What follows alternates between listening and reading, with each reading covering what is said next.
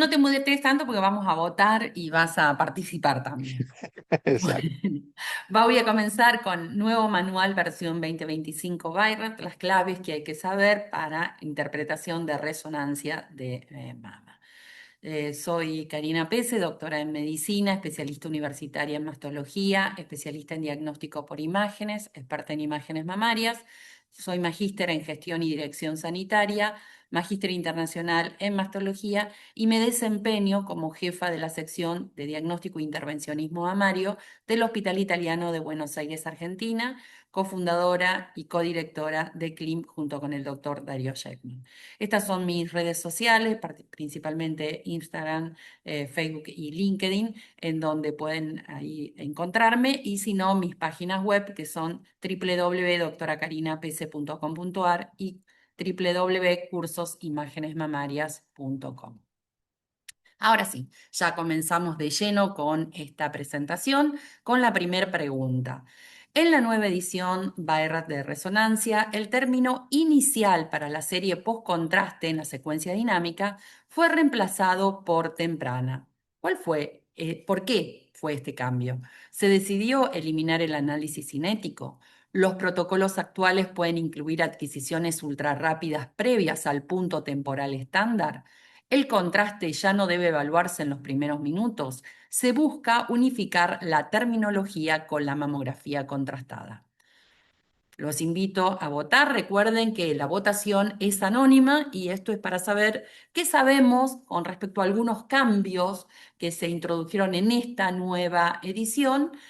Vemos la presentación y después volvemos a votar para ver si influyó o no en la misma. Darío, ¿votaste? Ya voté, esperaba la pregunta, así que ya Bien. voté. Podemos compartir Interesante pregunta. entonces la votación. Y acá el 53% dijo se busca unificar la terminología, seguida por los protocolos actuales, pueden incluir adquisiciones ultra rápidas previas al punto temporal. Bueno, veamos cuál de las dos, que son las que están liderando, es la respuesta correcta. La segunda pregunta es, ¿cuál de los siguientes términos fue eliminado del léxico en la nueva edición? ¿El realce segmentario, la masa irregular, el foco o el realce lineal? Los invito Ya a votar. voté, ya voté. Cari, te digo que estamos llegando a las 800 personas en línea,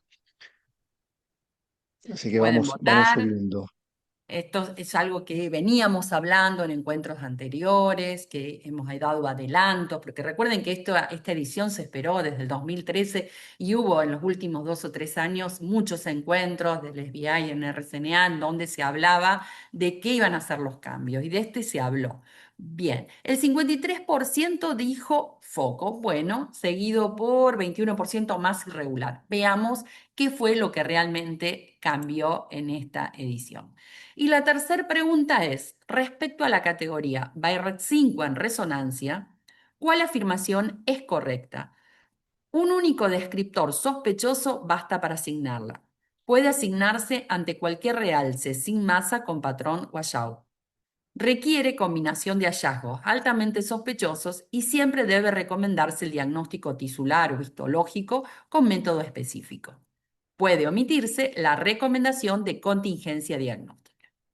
Los invito a votar. Darío, votamos. Recuerden que la Voté. votación es anónima.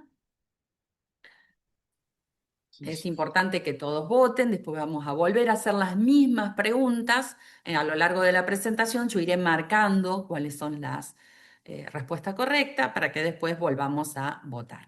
El 77% dijo que requiere combinación de hallazgos altamente sospechosos y que siempre debe recomendarse el diagnóstico tisular o histológico con método específico. Muy bien, vamos a ver cuál es la respuesta correcta. Ahora sí, Darío, comienzo. Las declaraciones de interés, el contenido de esta presentación está basada en lo que fue la publicación del nuevo manual Bayrat versión 2025 y sobre conferencias que escuché en la RCNA con respecto a esta nueva edición del manual Bayrat versión 2025. No obstante, las imágenes que utilizo pertenecen a la casuística de la sección de diagnóstico e intervencionismo mamario del Hospital Italiano y todo lo que es la presentación, tanto didáctica como iconográfica, son de mi autoría. Los objetivos. Repasar los cambios e incorporaciones del nuevo manual versión 2025 y analizar las dudas y preguntas frecuentes sobre el uso del manual en resonancia de mama. En el año 2003 fue la primera vez que el Colegio Americano de Radiología, en lo que se conocía como en ese momento como Atlas, incorpora a la resonancia. En el 2013 vuelve a hacer una revisión y en esta última edición hace modificaciones que algunas realmente tienen impacto en cómo nos vamos a manejar en nuestra práctica diaria. En este manual se hace hincapié con respecto al equipamiento y con respecto a la técnica, tal como pasa con cada una de las modalidades diagnósticas. En cuanto a la resonancia de mama, tener en cuenta que recomiendan que como mínimo se deben utilizar resonadores de 1.5 o 3 Tesla, que tienen que ser en resonadores cerrados, con bobinas multicanal dedicadas a mama, que por lo menos tienen que tener 6 canales. Para evaluar el parénquima mamario tenemos que utilizar contraste endovenoso. Podemos obviar el contraste solamente si queremos evaluar integridad del implante. Para el resto necesitamos siempre contraste. ¿Cuáles son los protocolos que en este manual aclaran que ellos recomiendan como mínimo utilizar y que son las que la mayoría de los centros en Estados Unidos utilizan? El protocolo convencional, que es el protocolo multiparamétrico, el estándar, que tiene que tener por lo menos el localizador, el T2 sin saturación grasa axial. El T1 lo mencionan con y sin saturación grasa, como estamos viendo acá, y todas las secuencias dinámicas, en donde el T1 lo hacen con la saturación grasa en la mayoría de los centros de Estados Unidos en forma activa y la sustracción, que sí la utilizan como técnica de postprocesado. En algunos centros europeos no hacen la saturación de la grasa, pero en este manual hacen hincapié de la saturación de la grasa en forma activa. Con respecto a la difusión, en este manual no hicieron grandes detalles, solamente dijeron que van a formar una comisión, que probablemente vayan a trabajar sobre las técnicas adecuadas para difusión, pero que mientras tanto nos tenemos que manejar con las recomendaciones de EUSOBI, utilizar los puntos B de 0 y 800. ¿Qué otro protocolo menciona este manual? Los protocolos acortados que nacieron básicamente para poder dar una respuesta al número de pacientes que necesitan realizar un screening anualmente por ser pacientes de alto riesgo o pacientes de alto riesgo con mutaciones genéticas. Entonces surgen estos protocolos acortados en donde sin perder la calidad diagnóstica podemos acortar los tiempos. En el protocolo que menciona el manual hace referencia que por lo menos debemos tener, bueno, siempre el planificador y después la secuencia dinámica, por lo menos una secuencia después del T1 FATSAT, que evaluamos que esté la grasa homogénea saturada y recién ahí inyectamos el contraste, por lo menos tener una secuencia para poder hablar de protocolo acortado. Esto habla de protocolos menores a 10 minutos. Nosotros en el hospital hacemos dos visualizaciones post-contraste, no una como recomienda que por lo menos este manual con respecto a los protocolos acortados.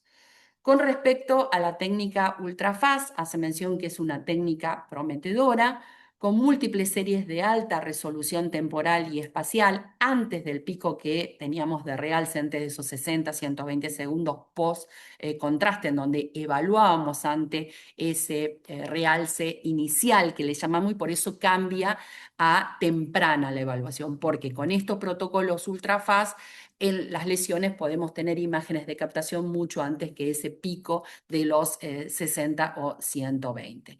Estos protocolos ultrafast obviamente necesitan un equipamiento con mínimo de 3 Tesla y pueden incorporarse a protocolos abreviados o completos.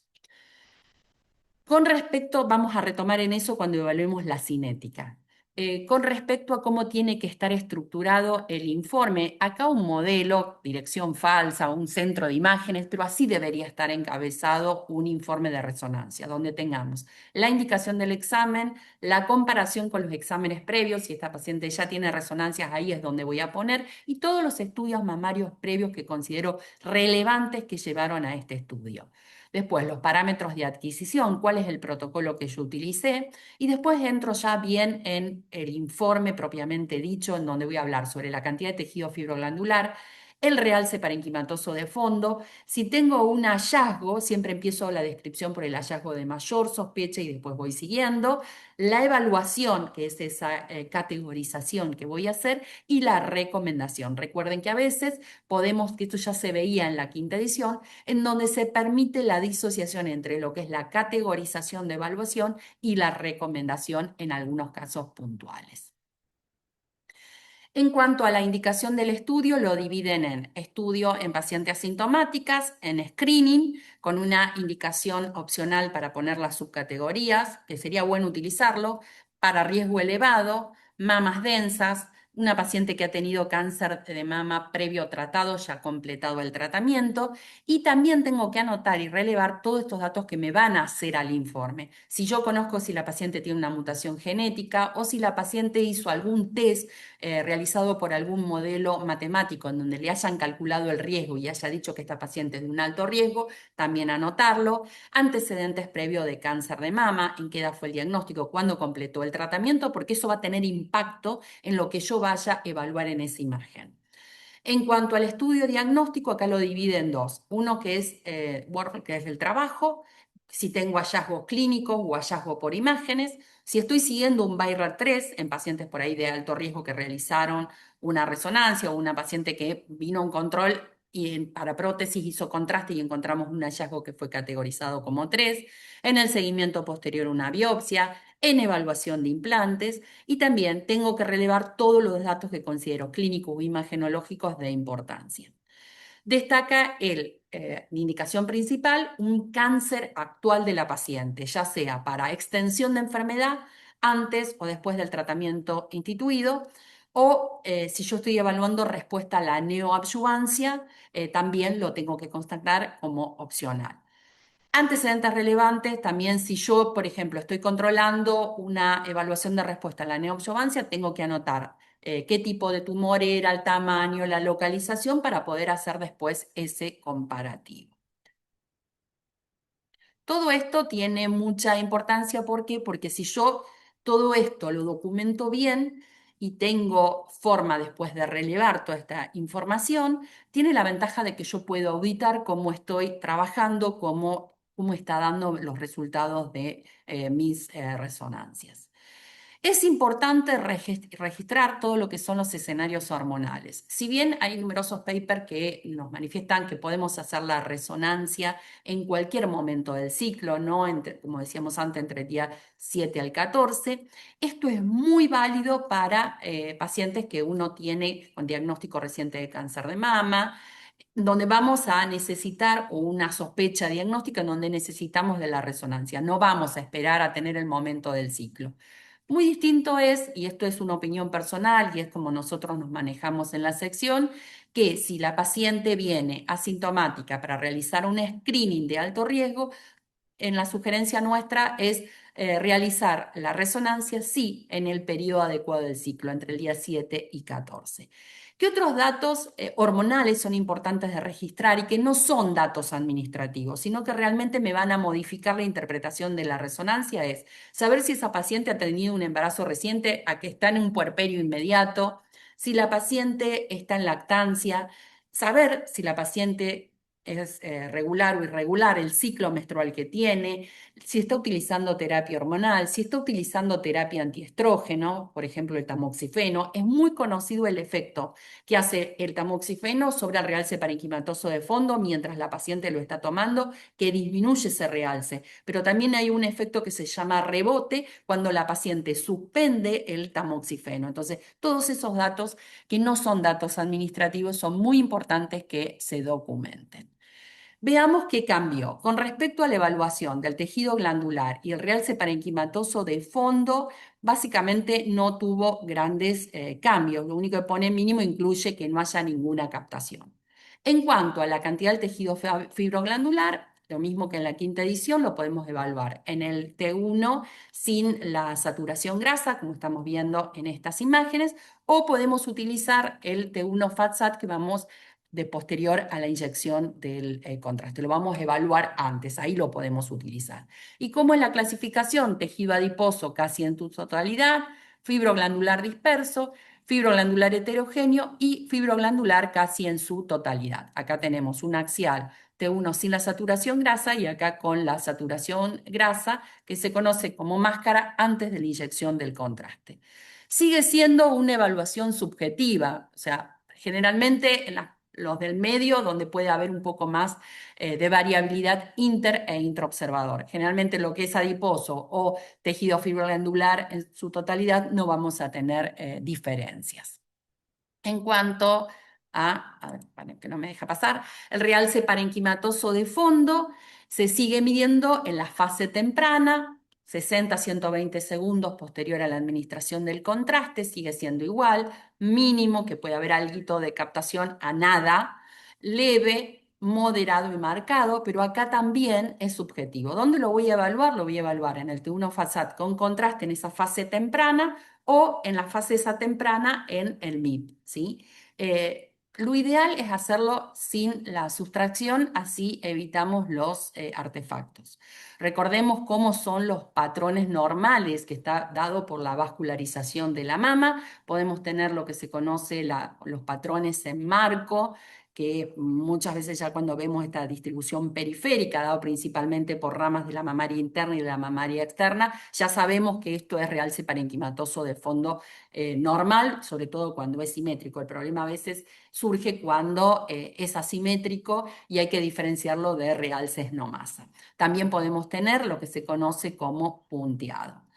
Es importante saber cuando a veces tenemos estos realce parenquimatoso de fondos marcados, que puede estar dando, como en este caso, en una paciente que venía a evaluar un nódulo en una paciente en la lactancia, que nos vamos a encontrar con esto, que nos va a dificultar un poco la visualización, pero recordemos que siempre el pico que tiene ese realce parenquimatoso de fondo es un poquito más tardío que las lesiones malignas de la mama, que generalmente casi en un 90%, un poquito más, realzan antes que ese realce parenquimatoso de fondo. Podríamos decir que la excepción es el lobulillar invasor.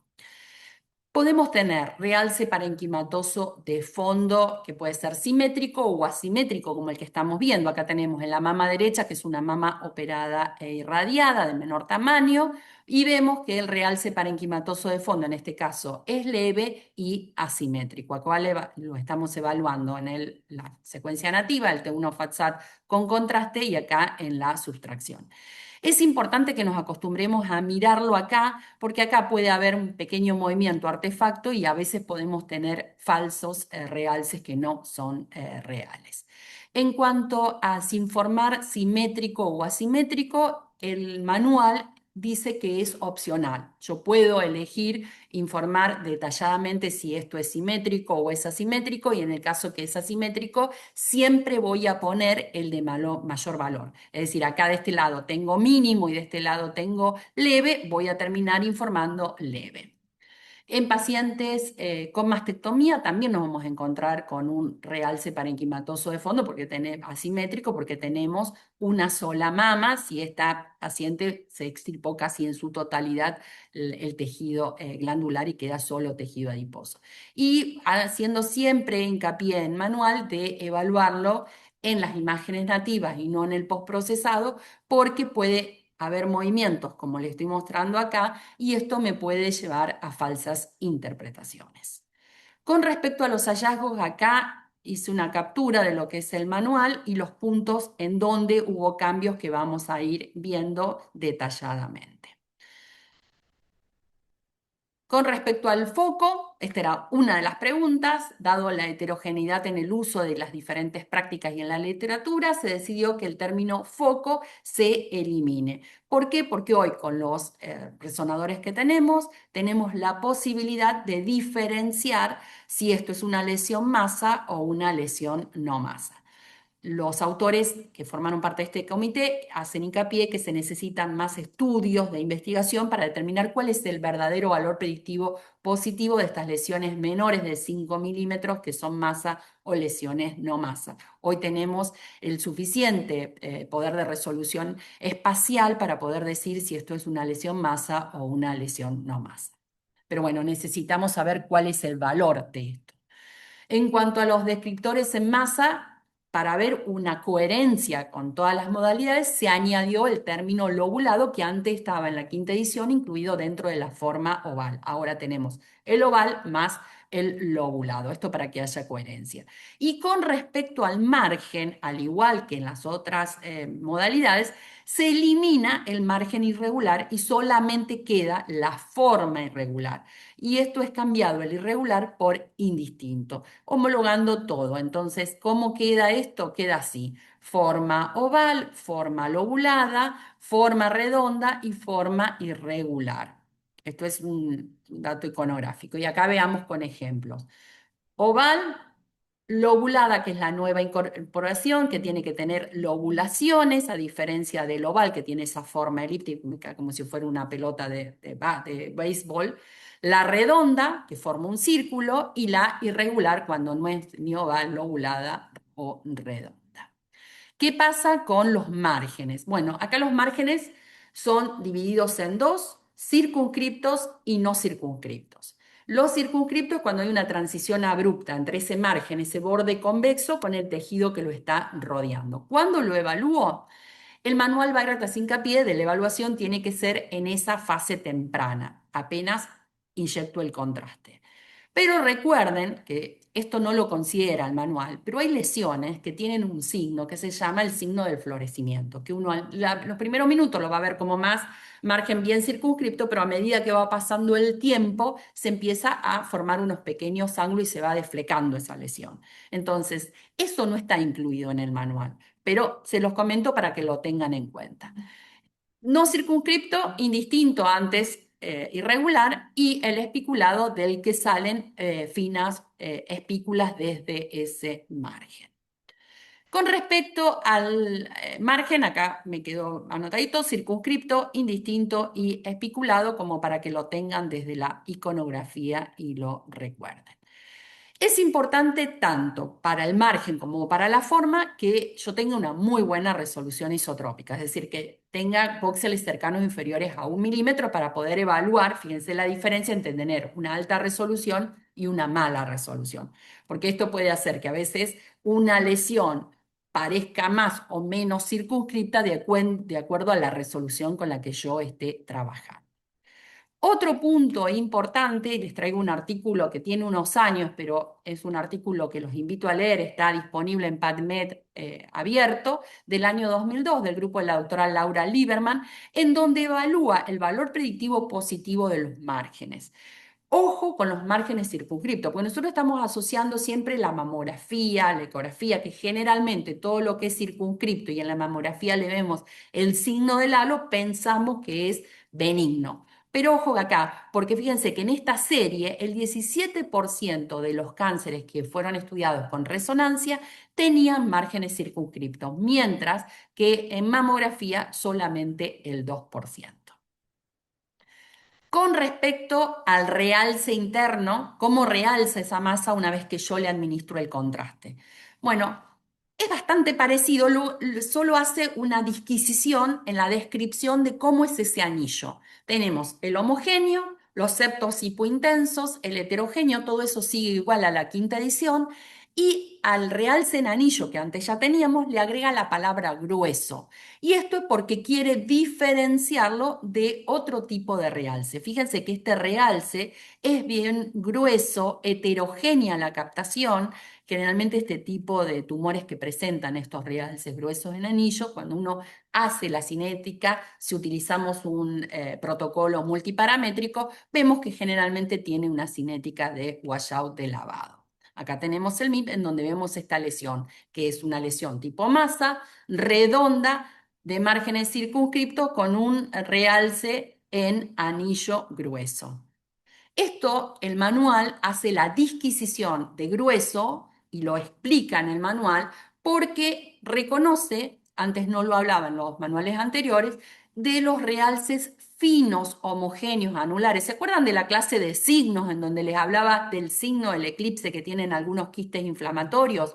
En donde uno hace la secuencia potenciada ante 2 y vemos que es hiperintensa esta. Y después administramos el contraste en lo que es el dinámico temprano, no tiene captación, y en los tardíos, en las últimas secuencias, empieza a captar la pared de ese quiste. Esto es el signo del eclipse, que es finito, homogéneo, muy diferente de ese grueso y por eso hace la disquisición. No lo contempla el manual, pero sí considero que es importante y lo agrego acá, se lo vuelvo a compartir, se lo había compartido cuando vimos la clase de signos en imágenes mamarias, el signo de la dona, que también es parecido al signo del eclipse porque es finito, es homogéneo, delgadito, está dentro de este libro Signos en imágenes mamarias, una guía práctica para radiólogos y no radiólogos. Es fino, homogéneo, delgadito, lo vemos ya en el dinámico temprano y también en el dinámico tardío y es igual. Y la causa, papilomas o fibroadenomas. Un nuevo término que incorpora es que cuando evaluamos la masa, ver qué hiperintensidad en T2. Reconociendo que lesiones benignas y malignas pueden ser hiperintensas en T2, que sea hiperintenso o homogéneo, eso es algo que ha cambiado un poco de las numerosas publicaciones y de trabajos que hemos presentado también en la RCNA con respecto a la hiperintensidad de las masas. Nosotros habíamos presentado un trabajo de la cantidad de lesiones que podían llegar a ser hiperintensas en T2 en el Congreso de la RCNA y había desde hiperintensidades que eran más homogéneas a heterogéneas. Ahora el manual hace la disquisición, que para decirle hiperintensa en T2 tiene que ser homogénea. Si no es homogénea, ya no es hiperintensa. Y que lo van a comunicar si creen que influye en la evaluación y en las recomendaciones. Pero para hablar de hiperintensidad homogénea, ¿con qué lo compara? Bueno, vuelven a hacer hincapié que esto es subjetiva la evaluación y que lo tengo que comparar con una estructura anatómica que está accesible para todos, que son los ganglios normales. Acá en este caso les muestro un ganglio intramamario en donde pueden ver la hiperintensidad que tiene. Abajo tenemos una lesión tipo masa redonda, hiperintensa homogénea. Si es hiperintensa homogénea, tiene más chances de que esto sea una lesión benigna. La hiperintensidad la comparo con los ganglios. En este caso, una lesión que es hiperintensa homogénea en T2, que tiene captación homogénea al contraste, tiene septos hipointensos. Recuerdan que les hablé del signo del compartimiento que pueden tener los fibroadenomas mixoides. No confundirlo con un realce heterogéneo, ¿sí? Esto que en ediciones anteriores, que siempre hablamos, y hay muchísimos artículos hablando sobre ejemplos de hiperintensidad en T2, ya no lo considera el manual. ¿Por qué? Porque no es una hiperintensidad homogénea. La medicina evoluciona y vamos cambiando, ¿no? Yo esto antes le decía que era una lesión hiperintensa heterogénea, pero ahora, de acuerdo al manual, no habría que ponerle eso. Bueno, vemos que tiene áreas de hiperintensidad, que probablemente esto obedezca a la necrosis. Además, vemos un biomarcador que sí lo incorporaron, sí escucharon, que es el edema que rodea a los tumores, como en este caso a esta masa, y también al músculo pectoral. Bien, ¿qué pasó con los realces no masa? Con realces no masa, con respecto a la quinta edición, eliminó lo que se considera como múltiples regiones. Quedó focal, lineal, segmentaria, regional y difuso. Esta es la iconografía: difuso, regional, focal, lineal y segmentario. Recuerdo: difuso, toda la mama; regional, más de 2 cuadrantes; focal, menos de 1 cuadrante; lineal, que no necesariamente es una línea recta, puede ser curva y nos remeda que está comprometido los conductos o la pared de los conductos. Entonces, esto, el lineal y el segmentario, al igual que pasa con las microcalcificaciones en mamografía de distribución segmentaria, con el vértice hacia el pezón, son los que tienen mayor valor predictivo positivo de malignidad. Bien.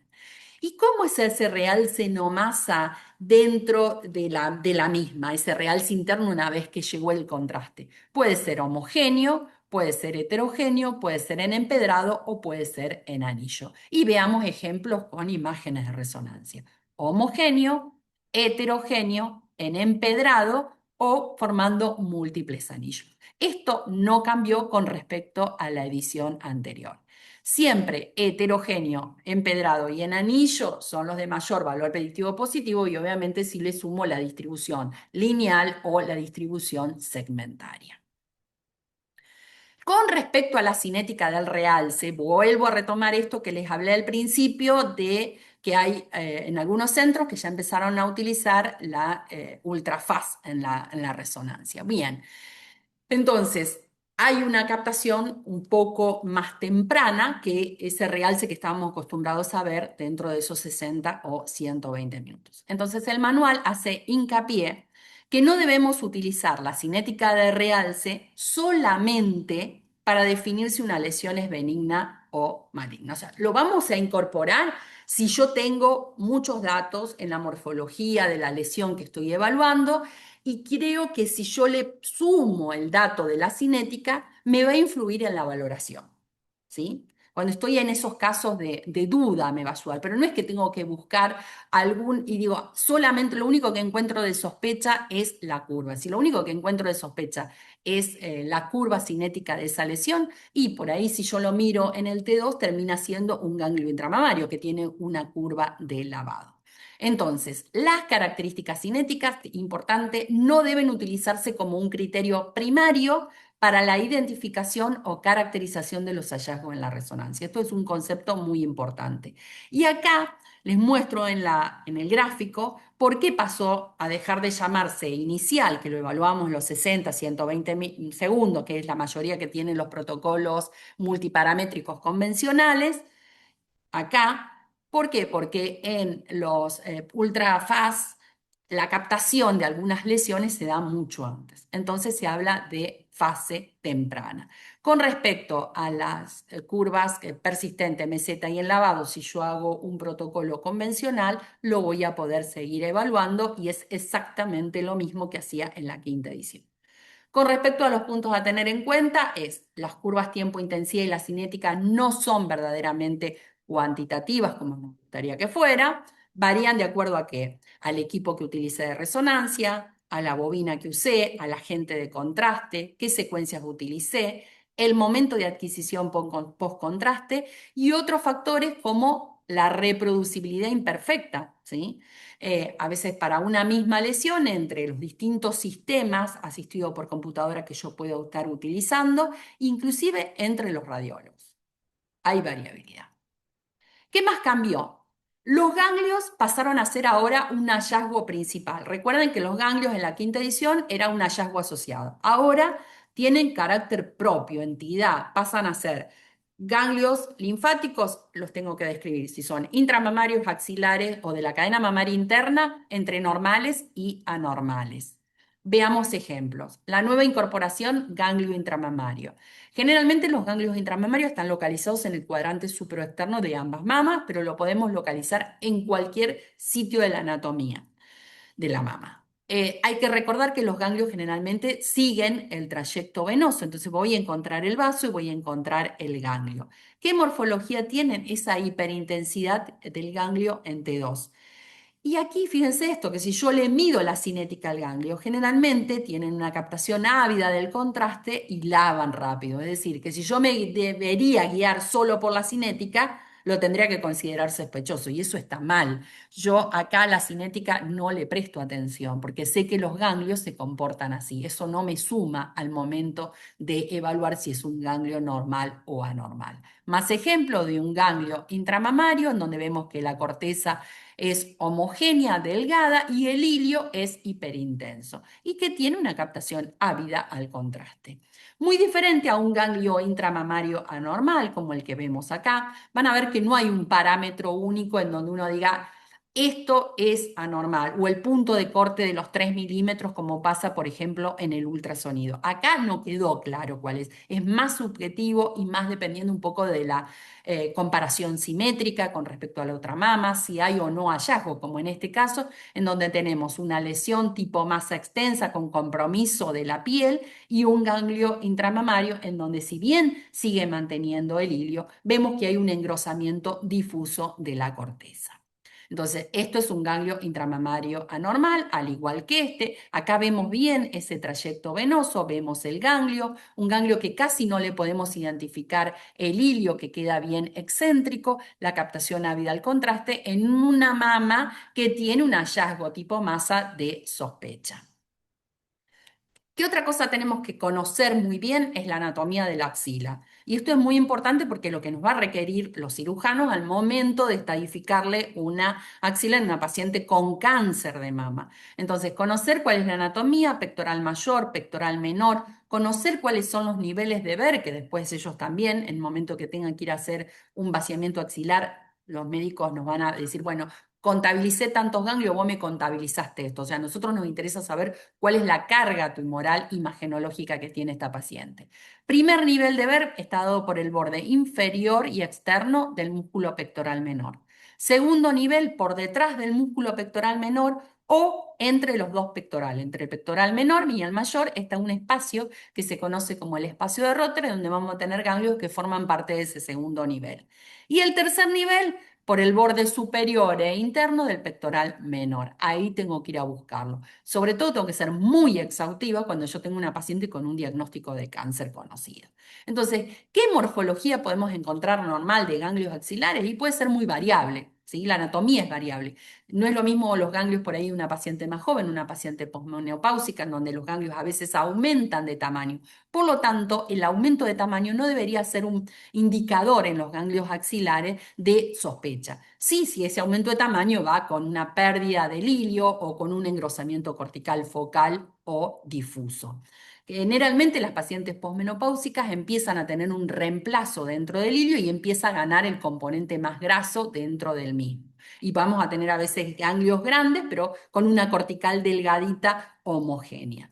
Acá, ganglios normales con apenas algunas lobulaciones, esto es normal mientras que la corteza se mantenga homogénea. ¿Por qué es importante conocer la estadificación anatómica? Porque para el médico que va a recibir este informe le significa una estadificación que es pronóstica y cuál va a ser el manejo que va a tener para esta paciente. Veamos más ejemplos. Ay, perdón. ¿Dónde los voy a evaluar? Acá, fíjense, vemos pectoral, en esta parte pectoral menor, este ganglio y este está dentro de lo que es el primer nivel. Este ya está en el segundo nivel. Acá, tercer nivel, ¿sí? Vemos ganglios por el borde superior e interno del pectoral menor y acá vemos ganglios en el segundo nivel, por detrás del músculo pectoral. Y si hubiéramos tenido un ganglio acá, que es el espacio de Rotter, hubiéramos tenido un segundo nivel comprometido. La evaluación de los ganglios axilares, al igual que lo que nos pasa en la mamografía, en la ecografía, tiene que estar evaluada en el contexto de la paciente. Si hay una lesión de sospecha en la mama, obviamente suma todos los puntos a favor de que este ganglio está comprometido. Fíjense que acá tenemos la mama derecha en donde tiene una infiltración de la piel, vemos que la piel capta toda una lesión masa con áreas de necrosis y ganglios que tienen un aspecto redondo, el ir perdiendo esa morfología de habichuela y que se vayan siendo más redonditos, nos va dando el grado de sospecha que no podamos reconocer el hilio. Bueno, ¿qué grado le vamos a poner? ¿Qué categoría? ¿Un 4 o un 5? Bueno, dependerá, en este caso, del hallazgo que yo encuentro en la mama. Acá vemos hallazgos asociados, entonces en este caso lo voy a categorizar como un BIRAT 5, ¿sí? No tengo que categorizar por aparte los ganglios en un caso de una paciente con un hallazgo sospechoso o con un cáncer ya conocido en la mama. Por ejemplo, este caso en donde vemos una lesión tipo masa oval, en donde tiene un realce grueso en anillo con necrosis central y la lesión no es conocida, si es el único y no tiene otro hallazgo asociado, le voy a categorizar como un 4C y estos ganglios no necesitan una categorización independiente, ¿sí? Si esto ya estuviera conocido, lo hubiera categorizado como un 6. Este ejemplo, si se conoce la histología maligna de la masa y no de los ganglios, aunque no conozca yo qué histología tiene este ganglio, no le pongo un BIRAT4, como a veces puede pasar con otros hallazgos dentro de la mama.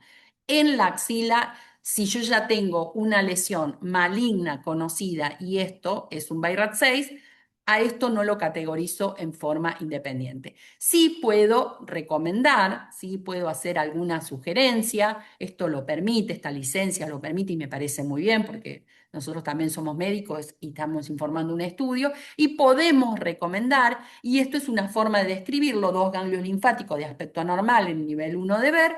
Si esto modificara el manejo clínico, se recomienda ecografía dirigida y toma de muestras del tejido guiadas por ecografía. Pero no le pongo un BIRAT4 si esto ya tengo el diagnóstico histológico. La categorización final de mi examen va a ser un BIRAT6.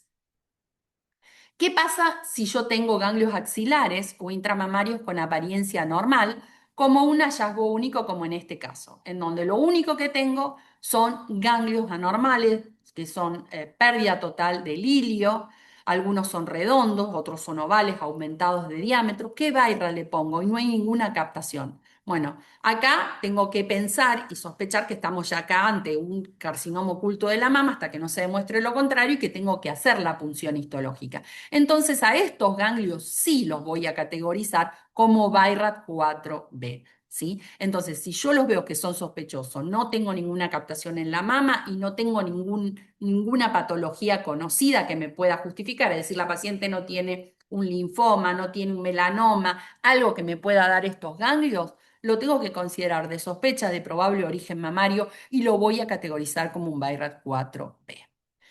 Ejemplo, paciente de 80 años con una adenomegalia derecha, sospecha de un carcinoma oculto, lo único que habían encontrado en los estudios convencionales eran los ganglios, tenía el antecedente de una mastectomía del lado izquierdo.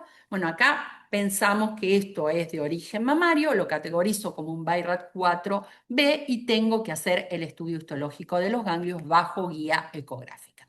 Muy distinto este ejemplo, en donde yo tengo ganglios redondos, con pérdida de la relación corticoiliar, que veo hiperintensidad ante 2. Recuerden que las lesiones, las metástasis de melanoma pueden ser hiperintensas. Y tenemos el diagnóstico de que la paciente tiene una metástasis confirmada de melanoma. ¿Qué BIRAT le pongo a esta paciente si en el resto de la mama no tiene ningún hallazgo? Un BIRAT2 es lo correcto. ¿Qué pasa con los ganglios de la cadena mamaria interna? Bueno, esto es bastante frecuente de visualizar en la resonancia. El hecho de que nosotros lo veamos no nos hace que esto sea de sospecha o que sea normal. Acá también la evaluación y la apariencia de los ganglios también es un poco subjetiva y nos basamos a veces en la posibilidad de comparar con la mama contralateral. Acá ponemos en peso si la paciente tiene o no algún otro hallazgo de sospecha en la mama, si la paciente tiene o no un diagnóstico confirmado de cáncer. Los datos con respecto a cuál es el umbral de corte de largo que tienen que tener los ganglios es basado con datos de casos de publicaciones muy limitadas. Los ganglios normales de la cadena mamaria interna pueden llegar a medir entre 9 a 10 milímetros y hay un pequeño estudio que es japonés en donde demostró que en pacientes con cáncer de mama con un tamaño menor o igual, perdón, mayor o igual a 5 milímetros, es sospechoso si la paciente tiene cáncer de mama. Acá les muestro cuáles son los dos papers que mencionan el tamaño y evaluaron el tamaño de los ganglios, que pueden ser hasta 9 o 10 milímetros, en pacientes asintomáticas. Eso es importante. Yo puedo tener ganglios de cadena mamaria interna que son considerados normales, hasta 9 o 10 milímetros de tamaño, si la paciente no tengo ningún hallazgo de sospecha. Pero este estudio japonés que les dije, en donde evaluaron 43 ganglios linfáticos en 16 pacientes con cáncer de mama, vieron que era el tamaño de la metástasis de esos ganglios de la cadena mamaria interna lo que les daba mayor valor predictivo. ¿Y cuál era el tamaño? Si tenían un diámetro de 5 o más milímetros en una paciente con diagnóstico con cáncer de mama. Es decir, que no interpreto una imagen aislada, lo tengo que interpretar en su totalidad. Acá tenemos, por ejemplo, un ganglio de la cadena intramamaria, en donde vemos que la cortical es homogénea, delgada y la conservación del ilio. Esto es normal en el contexto de una paciente sana, en este caso paciente portadora de implante. También podemos tener la posibilidad en pacientes que tienen implante, la migración de silicona hacia los ganglios de la axila o hacia la cadena mamaria interna. Recuerden acá, bueno, recabar los datos, si la tiene un implante roto o no. Si no tiene implante roto y no ha tenido recambio anterior, y yo en la resonancia veo que los implantes están indemnes, puede ser por el sangrado o el efecto bleeding que pueden tener algunos implantes. Eso también lo puedo ver en la resonancia. ¿Qué pasa si yo lo encuentro a este ganglio intramamario, pero está asociada a una neoplasia maligna ipsilateral conocida o que yo en la mama encuentro algún hallazgo de sospecha? Bueno, acá cambia el contexto. Entonces, acá el informe debería ser, si yo encuentro este ganglio anormal, que tiene un tamaño de más de 5 milímetros, que tiene esa captación, que la considero que es heterogénea ahí a nivel de la cadena mamaria interna, lo voy a describir tal cual lo dice el manual. Ganglio linfático de aspecto anormal en el cuarto espacio intercostal derecho. Si esto modificara el manejo clínico, eventual evaluación posterior, debe basarse en la toma de decisiones compartidas multidisciplinarias o en las prácticas institucionales. Recuerden que en el contexto de una paciente que tiene un cáncer de mama o una lesión que casi es un cáncer de mama, falta la biopsia nada más, y me encuentro con un ganglio en la cadena mamaria interna, si después certifico que eso es un cáncer, lo de la mama, esto de sospecha me cambia la estadificación, me pasa a ser un N3B. Es importante por eso saber si son o no anormales, por el cambio en la estadificación de acuerdo a la JCC en la octava edición. Ganglios linfáticos intramamarios anormales como hallazgo aislado. Ejemplo de redacción. Ganglio linfático de aspecto anormal en el cuarto espacio intercostal. Acá la posibilidad de que en una paciente lo único que le veo sea el ganglio es muy baja de que sea algo maligno. Entonces, la categorización de acuerdo al manual debería ser un BIRAT 4A porque es una baja sospecha de malignidad, con la leyenda de que si esto modificara el manejo clínico, cualquier evaluación posterior debe basarse en la toma de decisiones compartidas, multidisciplinarias o en prácticas institucionales. Ojo con esto, porque muchas veces vemos esos ganglios en la cadena mamaria interna en pacientes como en esta que tienen implantes y no por eso le vamos a poner un 4A. Así que esto tómenlo siempre con mucha pinza. Acá les armé un cuadrito comparativo iconográfico para que les quede todos estos conceptos. Ganglio linfático, ¿cuándo es normal? ¿Cuándo es anormal? Normales, bien delimitados, reniforme, corteza homogénea, hiperintensos en T2, simétricos, lobulados con corteza delgada, como vimos, que pueden ser grandes, porque en las pacientes posmenopáusicas por la transformación adiposa, pero grandes, pero con la cortical bien finita, homogénea. O que sean chiquititos y yo no le vea el hilio, pero que no es porque sea normal, sino porque la resolución con la que yo estoy trabajando no me permite evaluar bien. La cinética rápida o tipo washout no me considera que esto es maligno. Los ganglios normales captan rápido y lavan. ¿Y qué hallazgos son anormales? Que sean asimétricos, que si yo tenía previos para comparar en la resonancia me aumentaron de tamaño, perdieron la morfología, tienen engrosamiento focal o difuso, que hubo un cambio entre uno y otro, que se borró una ausencia de hilio cuando yo tengo un ganglio grande y realmente puedo evaluarlo bien en la resonancia. Entonces, mensaje a llevar. No existe un umbral para el tamaño ni para el espesor cortical, esto es bastante subjetivo. Los 3 milímetros que se establecieron para el ultrasonido en pacientes con cáncer de mama no es válido en la resonancia. ¿Qué otros hallazgos asociados? Bueno, no cambió básicamente mucho. Sí le agregaron, para mí esto es sumamente importante porque es un biomarcador pronóstico, la presencia en la descripción del edema peritumoral. Eliminó la distorsión de la arquitectura y como vimos, los hallazgos de los ganglios dejaron de ser un hallazgo asociado y pasaron a ser un hallazgo principal. ¿Cuándo son importantes de escribir y son particularmente importantes? Si me van a cambiar el tratamiento quirúrgico o la estadificación en el cáncer de mama. Veamos ejemplos. Esto no cambió. Retracción del pezón, compromiso del pezón, tiene que haber captación del contraste, retracción de la piel, engrosamiento cutáneo, invasión cutánea, tengo que ver la captación del contraste a nivel de la piel, bueno, en este caso ya hasta tiene una ulceración. En esta secuencia T2-FATSAT vemos la hiperintensidad que tiene en esa grasa premamaria.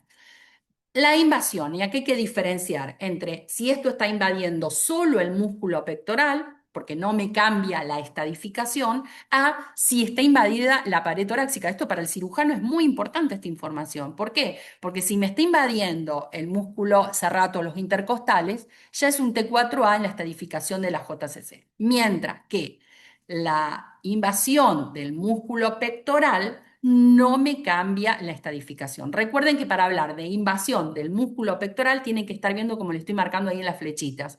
Tiene que haber captación del contraste a nivel del músculo. Fíjense acá que vemos, este es el morfológico y acá tenemos la captación del contraste. Cómo esos nódulos que están invadiendo, nódulos metastásicos, el músculo pectoral me lo está infiltrando. Entonces, la afectación de los músculos pectoral mayor o menor por sí solo no se considera afectación de la pared torácica y no me cambia la categoría T en la estadificación del TNM, pero sí lo tengo que informar.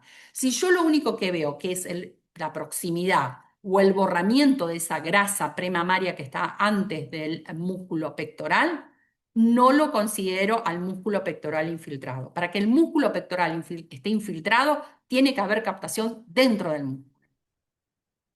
Edema peritumoral es la nueva incorporación, para mí es como el signo el descriptor que se incorporó, es la presencia de hiperintensidad rodeando a una lesión, ya sea masa o no masa, hiperintensa, tiene alto valor predictivo positivo de malignidad, alto valor predictivo positivo que nos vayamos a encontrar ganglios afectos de metástasis. Más ejemplos en donde vemos una lesión tipo masa, edema peritumoral, el edema todo en esta lesión que aquí encontramos y el tironeamiento de este músculo pectoral. Otros hallazgos. Y acá hubo un mejor ordenamiento, porque fíjense que fue empezando la descripción del manual de las lesiones más sospechosas a las lesiones que consideran otros hallazgos que son típicamente benignos. Vamos a ir viendo y acá los reordena cuáles son. La hiperintensidad ductal en T2, en donde vemos en las secuencias T1-FATSAT sin contraste, la hiperintensidad ductal. Acá tenemos con la inyección del contraste y acá en la sustracción vemos que no capta contraste, por lo tanto obedece a una hiperintensidad ductal y esto es un hallazgo benigno.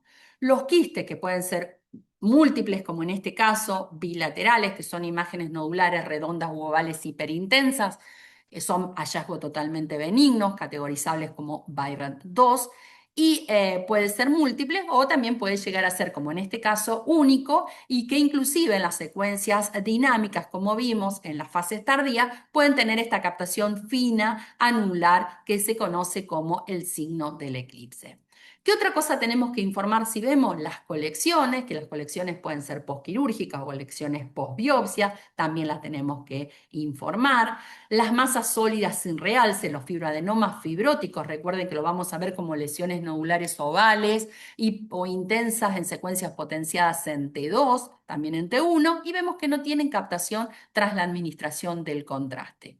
¿Qué otra cosa tenemos que describir si tenemos artefactos por ausencia de señal, ya sea por clip metálico, en caso de una paciente que esté siendo evaluada por evaluación a la respuesta a la neoadyuvancia, de buena práctica colocar el clip y por lo tanto lo vamos a ver este artefacto. Recuerden que da la ausencia de señal, pero muchos de estos clips metálicos hacen como unas alitas que se conocen como áreas hiperintensas que rodean al clip. Y ojo, esto no confundirlo a veces cuando ya casi hay una respuesta completa con que hay una captación del tejido que lo rodea.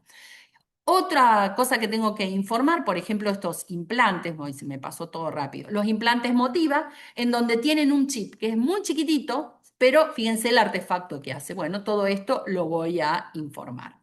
La necrosis grasa en el postoperatorio. Recuerden que la necrosis grasa pueden presentar una captación fina anular de su margen que contiene toda esta necrosis grasa. El amartoma, que también va a tener captación, porque si tiene mayor componente glandular, puede tener captación como tiene normalmente el parénquima glandular, y cuanto más tardío sea la evaluación de este amartoma lo voy a ver, pero obviamente no necesito una resonancia para hablar de que esto es un amartoma, yo ya lo veo en la mamografía convencional.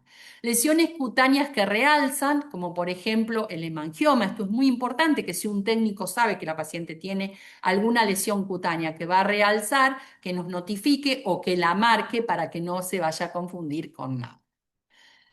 El manual hace hincapié en dónde localizar las lesiones, la lateralidad, el cuadrante, la hora, la profundidad, la distancia al hallazgo. Para quienes no hacen resonancia, acá les puse un corte axial y hacemos una línea imaginaria que va desde la parte posterior hacia el pezón.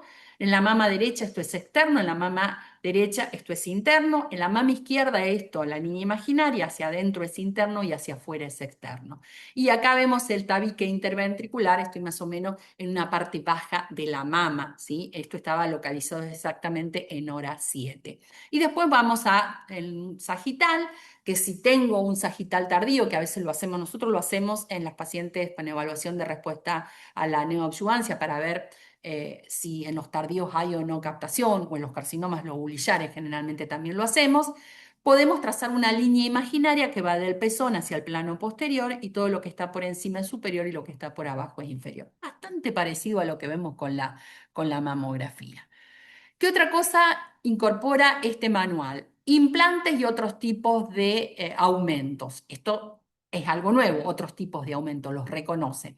Y acá en cuanto a la localización, vean que cambió y ahora lo tenemos que referenciar siempre con el músculo pectoral.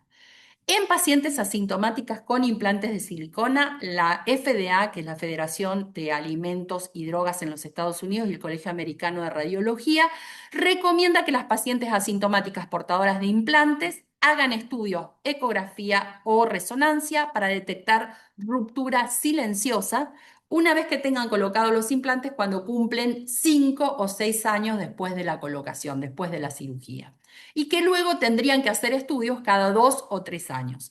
Estos son los papers y esta es la recomendación que publicó la FDA. ¿Qué pasa en la realidad? Bueno, esto fue una publicación en un journal de cirugía plástica en donde encuestaron a los cirujanos en Estados Unidos a ver cuánto adherían a esta norma. Y solo el 55% de los cirujanos plásticos le recomiendan a sus pacientes realizar algún estudio complementario pasado esos 5 o 6 años de la colocación y el control posterior. Fíjense la baja tasa de adopción. Cambio importante que ya les dije es que ahora no es más retroglandular, sino que vamos a decir prepectoral cuando el implante está colocado por delante del músculo pectoral y retropectoral cuando el músculo pectoral lo esté cubriendo. Recuerden que algunas pacientes, y más cuando vamos ganando años y no hacemos actividad física, los musculitos se nos van atrofiando, se nos van achicando. Entonces a veces lo que vemos que nos cubre es la partecita superior solamente, no por lo menos hasta la parte media un poco más del implante. Entonces, en esos casos también son retropectorales. Puede pasar como en este caso, que la paciente tenga un implante que está colocado prepectoral, fíjense que acá vemos el pectoral y acá tenemos el implante, o bien acá vemos cómo el músculo lo está abrazando y sea retropectoral. Esto pasa en la práctica diaria. Signos de la ruptura intracapsular, seguimos con los mismos, el signo de Linguini, el signo de la línea subcapsular y el signo de la cerradura. No cambió nada. Signo de la gota de aceite, esto puede ser tanto para implantes sanos como para implantes rotos. Ruptura extracapsular, la presencia de silicona en todo el parénquima mamario, ¿sí? Cuando el implante está roto, o bien cuando una paciente, como en este caso, además de tener implantes, previamente antes se había hecho un aumento del volumen mamario, una práctica ilegal, pero que todavía lamentablemente seguimos viendo, que le inyectaron silicona líquida. Esto es ilegal porque hace que esta paciente, tanto la mamografía como la ecografía, no sean diagnóstico y lo único que podemos llegar a tiempo para diagnosticar un cáncer de mama es ofrecerle a estas pacientes la resonancia con contraste. Pero bueno, fíjense la presencia de silicona líquida. Múltiples imágenes hiperintensas que van infiltrando todo ese tejido mamario, el músculo inclusive llegan a infiltrar y la piel, perdón. También habla que tenemos que describir si vemos, sobre todo si es un líquido que sea considerativo, lo que vemos como en este caso, líquido perimplante, tener apenitas una lámina, lo podemos describir, pero a veces no lo describimos para no generar que la paciente se asusta o estudios innecesarios que pidan inclusive hasta una biopsia. No, si vemos colección de líquido así, sí ponemos líquido perimplante. Esto tiene peso cuando tiene una paciente un implante texturizado que hace más de 10 años, porque acá se plantea el diagnóstico diferencial entre esto es un seroma, que es líquido acelular, y lo voy a saber que es un seroma solamente después de haberlo aspirado y haberle hecho la citología, que esto es lo más frecuente, que sea un seroma tardío. O pensar en la posibilidad de tener el diagnóstico de un linfoma anaplásico. No hay imágenes que sean patognomónicas, pero lo que hemos visto es que en este caso, por ejemplo, con el diagnóstico de un linfoma anaplásico asociado a implantes texturizados, lo que tenía en la resonancia es la tabicación de este líquido que se ve también cuando lo aspiramos como particulado, pero estaba tabicado. Ven estos tabiques hipointensos. Y en este caso, a su vez, también la paciente tenía girado el implante. Estos implantes, esta es la valvulita del sello de silicona que normalmente está puesto pegado contra, cuando está bien colocado el implante, contra la pared torácica y en este caso el implante está girado hacia adelante. ¿Qué más podemos tener? Tejido autólogo, cada vez más hay cirugías reconstructivas en donde utilizan la misma grasa del cuerpo, en este caso un DIEP, y podemos tener, obviamente, porque a veces sufren la vascularización, la formación de necrosis grasa, y recuerden que la necrosis grasa tiene captación también de su pared, y esto no tiene que generar una falsa alarma ni biopsias innecesarias. En cuanto a la categorización, sigue siendo lo mismo que en la quinta. Es más importante un 5 que un 4 que un 0 que un 3 a un 2 a un 1. Ese es el orden, desde mayor a menor que deberíamos tener. El manual Bayrat dice que debemos tener una categorización y sobre todo para después nuestra auditoría, una categorización única final. O sea, yo puedo tener distintos hallazgos en la mamografía, que por ejemplo en la mama derecha sea un 1 y en el otro sea un 6. Bueno, ¿cuál va a ser el final? Va a ser un 6, ¿sí? Es una única categoría. No es obligatorio, pero acá sí nos da la licencia de que si yo tengo hallazgos que considero que los quiero describir un poquito más y le quiero poner una categorización, si esa categorización es 3 o más, es decir, que es un 3 o es un 4 o es un 5, lo puedo poner dentro, o un 6, lo puedo poner dentro de la descripción de mi informe, pero la categorización final es la que va, la que pesa, la que voy a terminar auditando. ¿Cómo categorizamos? Sigue siendo las mismas categorías, Bayrat 0, pero acá esto es un cambio y que la verdad que, bueno, más o menos, este cambio, el Bayrat 0 lo permite en 3 escenarios. Esto realmente debería ser infrecuente, por no decirle nulo, no a la utilización de un Bayrat 0 en resonancia. ¿Cuándo dicen que podemos utilizar un Bayrat 0 en el escenario 1, como en este caso, que yo tengo un realce nodular muy pequeñito, que pienso que puede ser por la morfología, por la ubicación, un ganglio intramamario, pero que por la resolución con la que estoy trabajando de mi equipo, la resolución espacial, no puedo decir con certeza que esto es un ganglio intramamario, porque no le termino de ver el hilio. Entonces acá te puede servir una ecografía o, por ejemplo, una compresión focalizada en la mamografía para decir que eso es un ganglio intramamario. Es decir, cuando yo pienso que esto, yo encontré el hallazgo y pienso que este hallazgo es benigno. La verdad que habría que usarlo casi nunca. Pero bueno, les comento lo que dice el manual. ¿En qué otro escenario podemos poner un 1? Cuando sospechamos que estamos frente a una necrosis grasa, pero queremos terminar de certificarlo si tenemos, como en este caso, la mamografía, listo, esto es una necrosis grasa. Mensaje a llevar, la gran mayoría de las veces no necesitamos exámenes complementarios para poder categorizar y no salen con un BI-RADS 0 las resonancias. ¿En qué otro caso sí podríamos poner un BI-RADS 0? En el caso de que nosotros tengamos una paciente, acá lo veo un poco más aceptable, en el caso que nosotros tengamos una paciente, estos son opiniones personales, una paciente con una evaluación de respuesta a la neoadyuvancia y no viene con el estudio previo porque lo hizo en otra institución. Yo necesito esa resonancia, sobre todo cuando todavía hay captación, para saber qué tipo de respuesta es esto, si realmente hubo o no hubo respuesta. Entonces, en esos casos, el manual permite que salga el estudio con un 0 y que la paciente debería venir con el otro y resolverlo, no dejarlo en el limbo, darle después una categoría y una evaluación a esa respuesta. El Bayrak cero incompleto es cuando yo tengo una técnica inadecuada. La verdad que nosotros no ponemos un cero si nos pasa algo como esto, si el técnico, eso se tiene que dar cuenta, el técnico, el médico que está en la consola, pero supóngase que pasó esto, hubo una falla en el pasaje del contraste, no hay contraste en las cavidades, esto no le voy a poner un cero, la voy a recitar a la paciente y se vuelve a hacer el estudio, ¿sí? Pero bueno, ellos dicen que se puede informar como Bayrak cero, se recita y se hace el examen correcto. Esto en la secuencia dinámica. ¿En qué caso no sería correcto categorizar como Bayrat cero? No avanzar ahí. En donde si yo tengo un hallazgo que es de sospecha en la resonancia y quiero pedirle una ecografía dirigida para poder hacer la biopsia bajo la guía ecográfica. En ese caso, esto es de sospecha y yo ya la voy a categorizar como un Bayrat 4 y le pido la ecografía dirigida solamente para verla por ecografía y guiar. Y también hay que poner la leyenda que si yo no la encuentro bajo ecografía y esta lesión es de sospecha, se tiene que biopsiar bajo resonancia. Bien, ¿qué otra cosa no sería un escenario en donde podemos hacer en esto? Siempre recuerden eso. Byron 2. Hallazgos benignos, no hay evidencia de malignidad. Los voy a reportar si tienen peso, si venía a controlarse algo que justo está en esa topografía.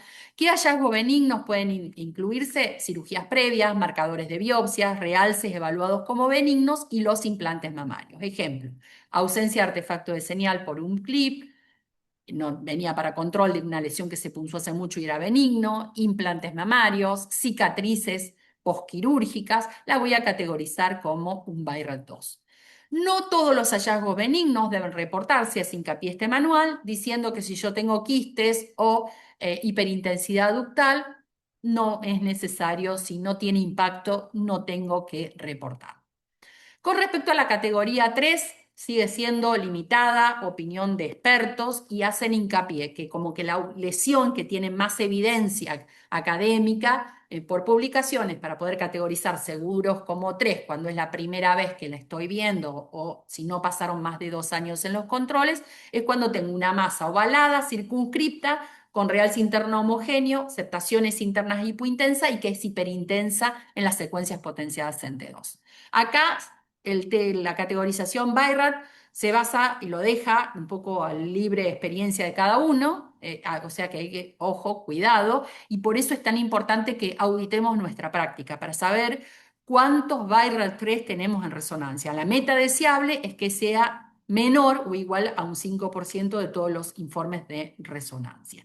No hay datos publicados que definan una combinación de características para los realces no masa que tengan un valor predictivo positivo menor al 2% de malignidad. Eso es importante a tenerlo en cuenta en cuando a veces queremos categorizar un realce no masa focal. Sepamos que si le vamos a homogéneo, le vamos a poner un 3, no hay mucha publicación, es un poco más el criterio de uno. Ejemplo de un Bayrat 3 como este, una lesión que es redonda, circunscripta, que tiene una hiperintensidad homogénea en T2, es hipointensa en T1, tiene una captación homogénea al contraste con septos hipointensos. Si es la primera vez que lo voy a ver, lo voy a categorizar como 3. Si esto tiene estabilidad en el tiempo, tengo estudios previos para comparar, la voy a categorizar como un Bayrat 2. Recuerden un signo que yo les había hablado en la clase de signos, es el signo de la forma constante que nos ayuda a definir más criterios de benignidad. Bueno, esto no forma parte del manual, pero es un signo que sirve. Acá le puse una estrella y alerta, porque esto es importante para aquellas pacientes que vienen. Hoy a hacerse una resonancia para estadificación del cáncer de mama y nos encontramos con una imagen que podríamos haber en otro contexto haber categorizado como 3. Acá se tiene que categorizar como 4A. Por ejemplo, hubiera tenido esa imagen nodular que les mostré, que en una paciente asintomática le hubiéramos puesto un 3.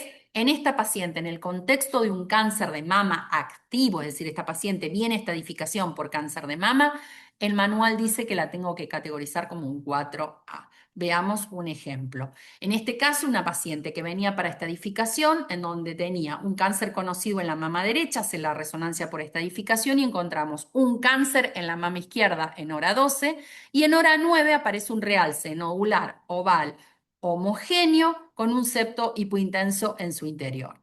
Entonces tenía todas las características, tiene todas las características de un FA, un fibroadenoma mixoide. La ADC, por ejemplo, me da 1,5. Entonces, todo pensar que esto es benigno. No obstante, de acuerdo a la nueva edición, esto debería ser categorizado como BI-RADS 4A.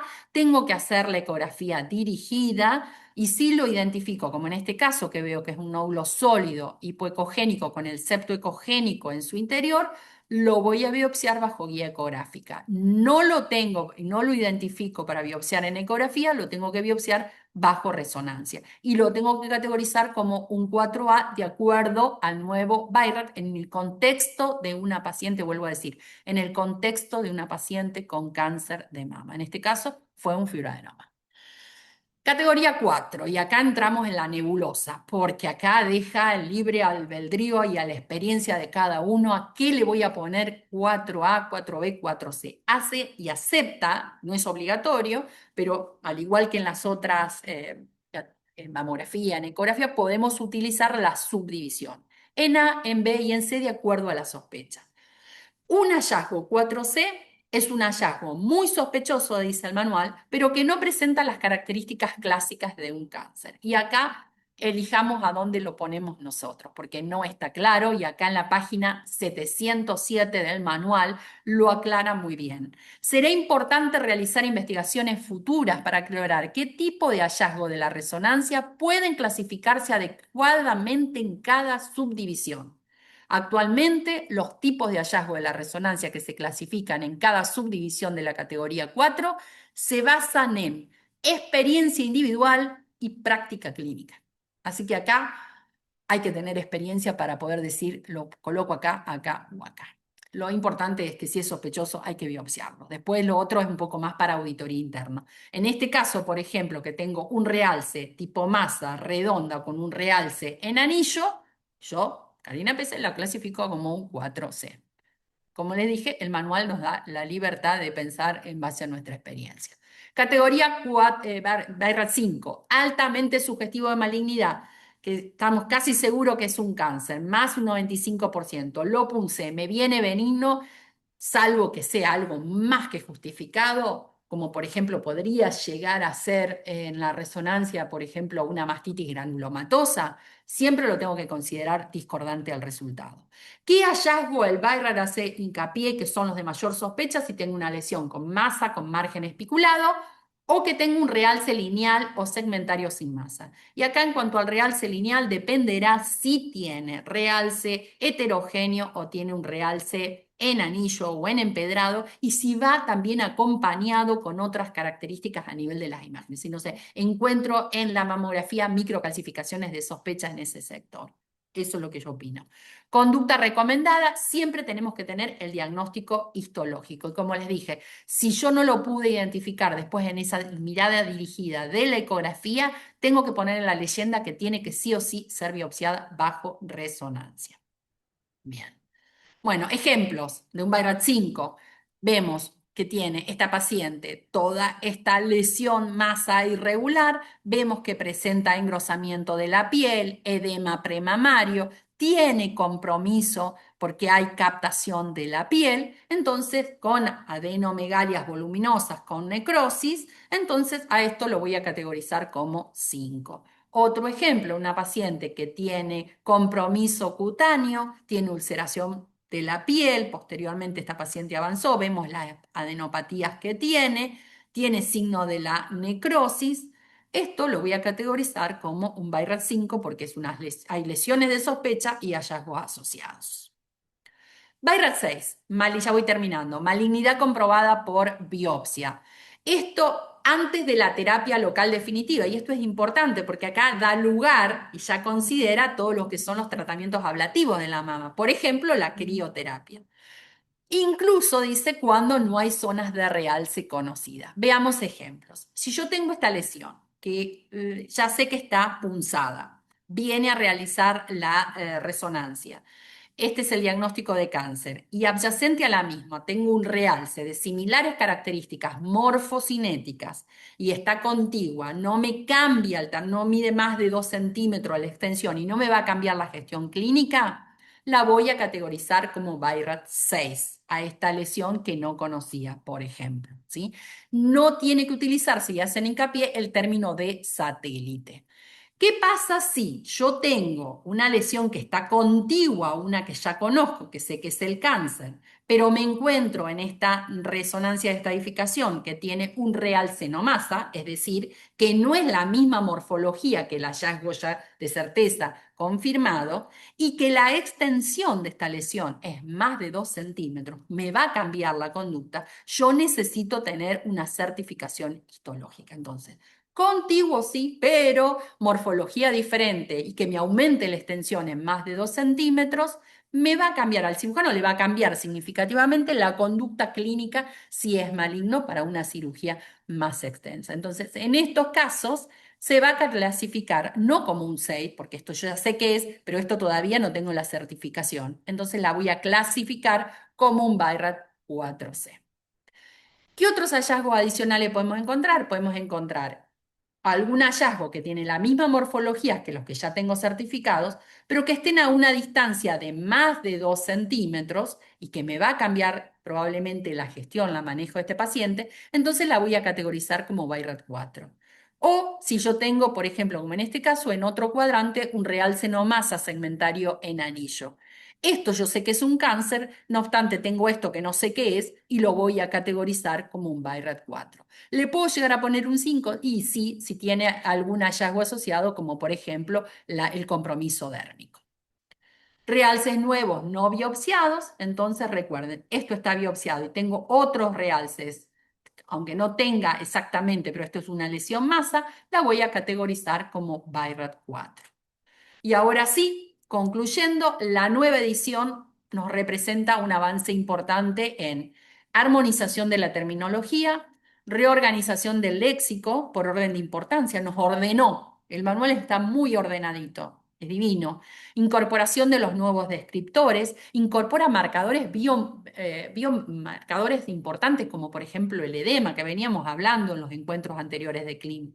Mayor claridad estructural en la evaluación ganglionar, muchos cambios con mucho impacto clínico, pero nos persisten algunos desafíos relevantes como son, algo que ya dije en diciembre, la inteligencia artificial que ya forma parte de nuestra realidad diaria, no forma parte tampoco en esta modalidad diagnóstica utilizada ni para el análisis morfológico ni cinético, que creo que ahí va a tener un gran punto. No se incorporan de manera explícita signos útiles en la valoración del hallazgo. Yo les mencioné varios, el signo del hallazgo del florecimiento, el signo de la forma constante, el signo del compartimiento.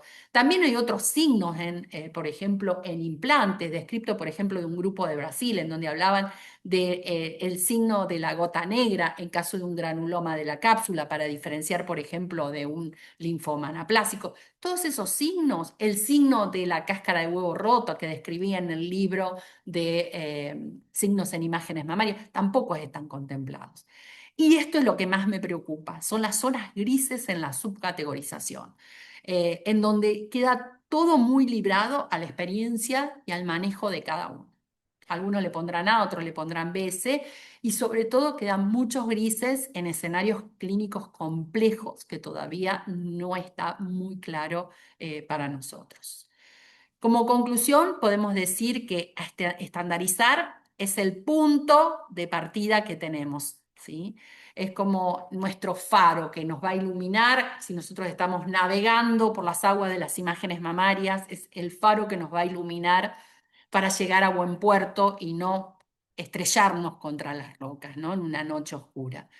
Pero pensar críticamente, analizar, contemplar los contextos clínicos, trabajar en equipo multidisciplinario, discutir los casos en equipo, es lo que realmente marca la diferencia y que la que nos va a convertir en los referentes, porque somos nosotros quienes, a pesar de tener este manual que nos guía muchísimo, somos nosotros los que timoneamos, somos nosotros los que vamos guiando ese barco para no hacer un mal uso de este manual y que nos estrellemos contra las rocas.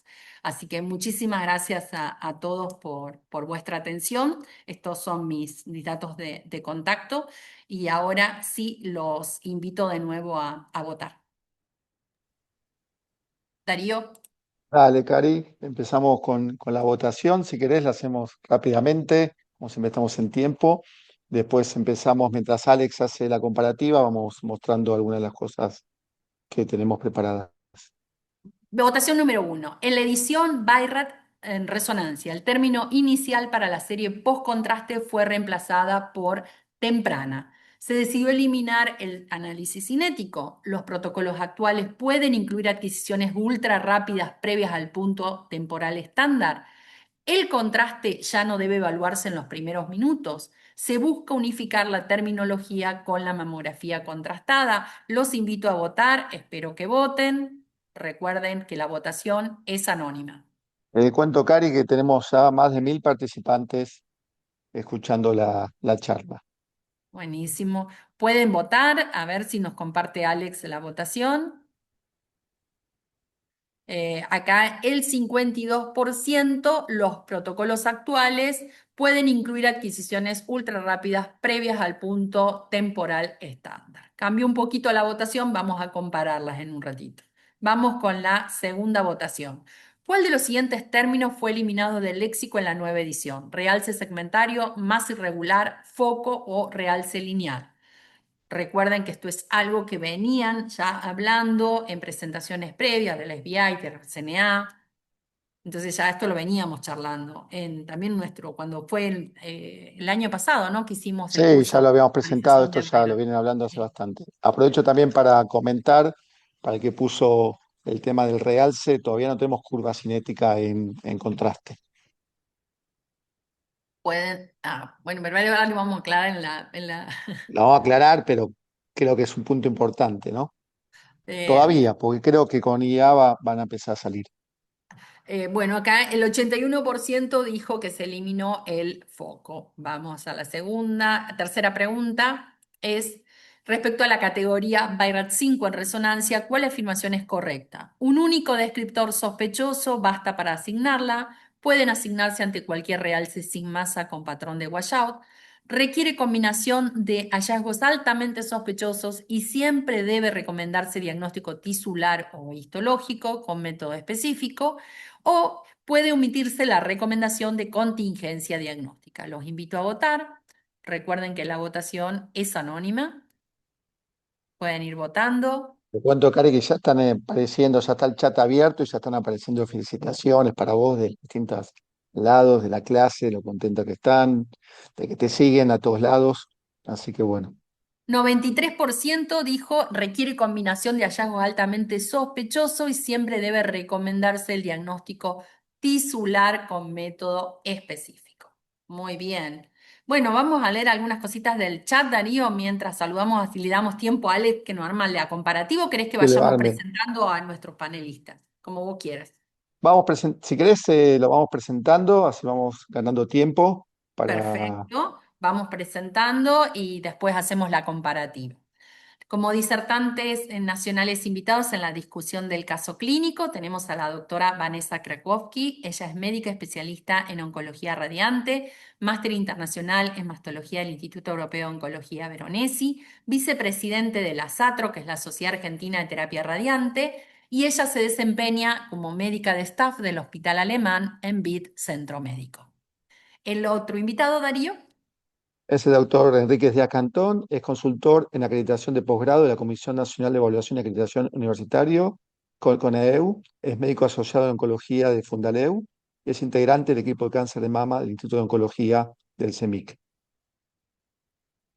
La tercera invitada es la doctora Alejandra Maciel. Ella es médica de planta del Servicio de Patología del Hospital Rivadavia, profesor titular de Patología de la Universidad de Salvador, docente a cargo de Patología de la Unidad UDH del Hospital Rivadavia y miembro de la Comisión Directiva de la Sociedad Argentina de Mastología.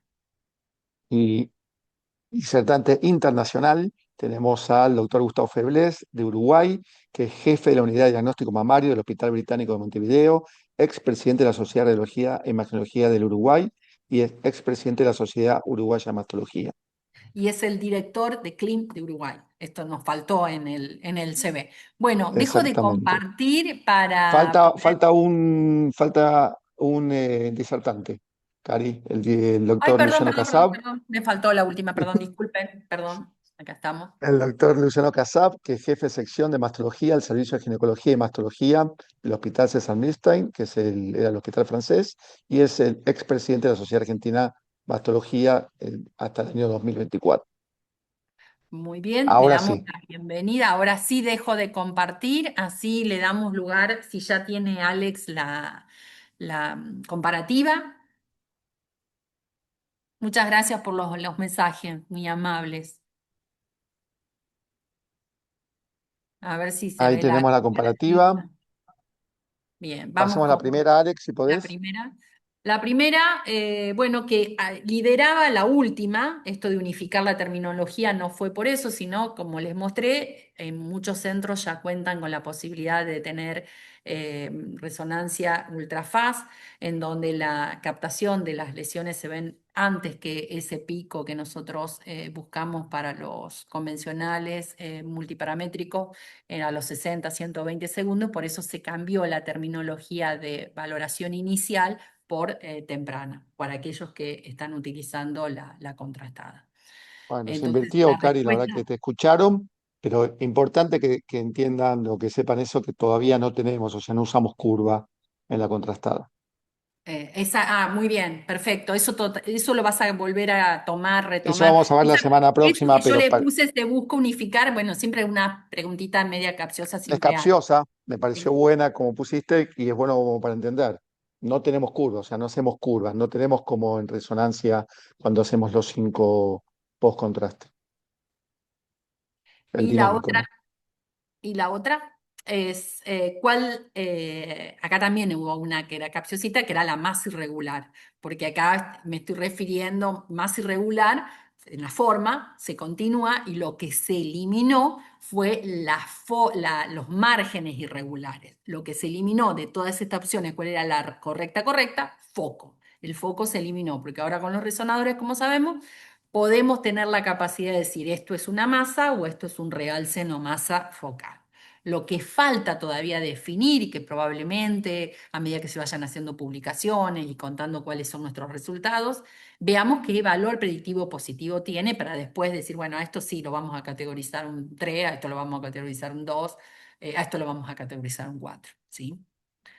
Bueno, seguimos entonces. La tercera, La tercera, respecto a la categoría BIRAT 5 en resonancia, ¿cuál afirmación es correcta? Recuerden, para poner 5 es como que estamos casi seguros que es un cáncer, entonces vamos a tener que tener un hallazgo de sospecha más un hallazgo asociado que me reafirme eso. Por ejemplo, la masa, el compromiso de piel, masa y compromiso con captación de contraste del pezón, masa y captación del músculo pectoral, masa y captación de la pared, masa y ganglios con pérdida totalmente de la arquitectura. Bueno, todos esos hallazgos entendimos. sociales, bueno, perdón. Vuelvo a repetir todo.